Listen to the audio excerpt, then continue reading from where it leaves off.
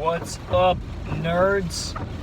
I haven't made a video in a hot minute. I've had a lot of stuff going on in my personal life.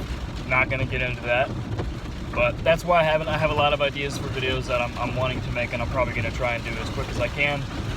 Stuff regarding Star Wars, Jared Leto, about the new Joker movie, another little bit about Jonah Hill in the Batman, stuff that Robert Pattinson said about Batman, some upcoming Marvel stuff, a whole bunch of stuff. But for this one, I finally saw Joker last night, and so I'm gonna do my attempted spoiler-free kind of review of that.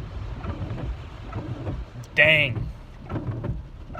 Like, it's just, I don't know how to put it other than just dang.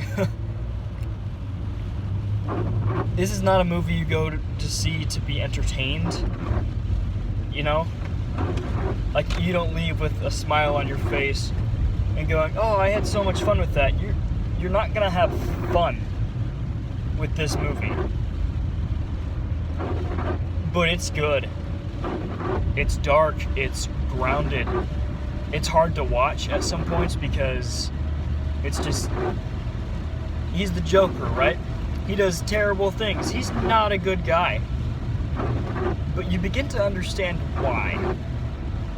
Granted, this isn't like canon or anything like that, and it's separate from any other movies that they're going to make unless they make a sequel to this, but you kind of understand. He's what happens when you cross a mentally ill loner with a society that treats him like trash. You sympathize with the freaking Joker. And like, you're seeing him do these things, you're like, okay, that's still terrible, but I can't say I blame him for this. It is an in-depth character study of the Joker, and a pretty good look at mental health and the way that we treat it in society and all that. It's just, it was very well done, is the best thought I can say it. Very well directed. It had a good flow. It was captivating. It didn't detract from itself by trying to make any kind of statement. It wasn't trying to make a political statement. It was just a risk-taking movie that really paid off by making you think a little bit. And I'm a white man, right? And despite what CNN and a lot of the, mainstream media was doing, I didn't go shoot anybody after seeing this movie. So crazy, right? Because I thought that's what this movie was about, right? Is white men. We're blaming society for white men going and shooting everyone. Ah! No, it's just he happens to be white, and he's effed up from the get-go. And we're not blaming society. However,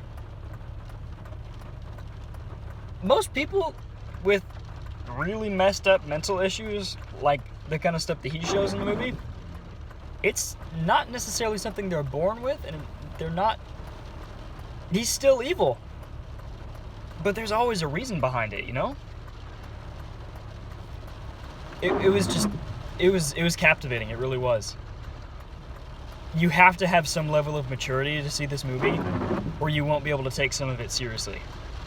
There are a couple scenes that might be misconstrued as funny that really aren't supposed to be. It's just kind of diving into his character and like what's going on in his head. It's not an MCU movie, and don't get me wrong, I love MCU I love MCU way more than the next guy. Like, I love that. That's my jam. But this isn't that. The director of it actually said, if I recall correctly, Todd Phillips, I think he did the Hangover movies. So he's primarily a comedy director, and he said that he's not doing comedies anymore because with the way that culture is now, you're going to offend somebody no matter what, so he's not going to waste his time. He said, I can't do that, so let's do something that they can't do. And they, partially referring to Marvel itself, by doing this dark character study of someone like the Joker. It's R-rated, yes. Overall, really not that hard R. There isn't gratuitous amounts of violence, gore, language, whatever, like in Logan and Deadpool. There's a little bit here and there, but for the most part, it's just how adult it is. And I don't really know how to explain it. It's bleak. It really is. It's a bleak, sad movie. Not inherently in a bad way either. It's very just mature for what it's trying to show. You know, this isn't a movie that was made just to be like, hey, here's a fun movie, woo, money. Which is kind of what the MCU does, but I don't care. I love it because I like comic book stuff.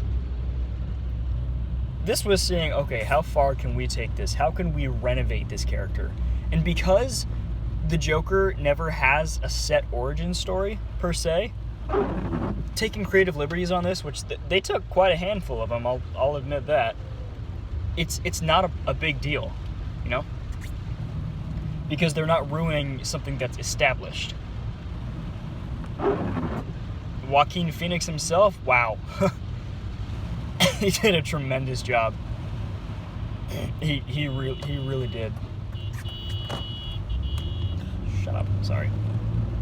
He committed himself to this role 100%.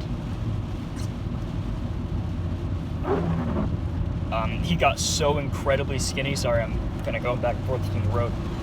He got so skinny for this role. I remember reading that he said he actually was kind of losing his mind a little bit because of it, and I was like, oh crap, here we go again with Heath Ledger.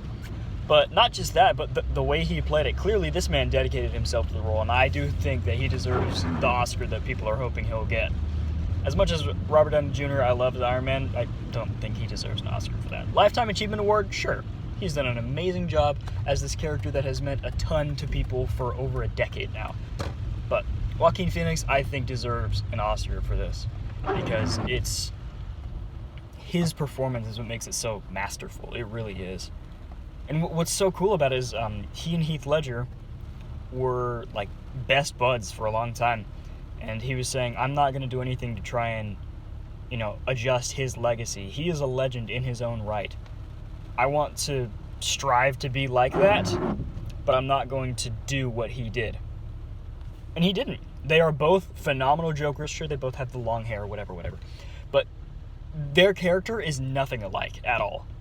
But they're both phenomenal Jokers for very different reasons.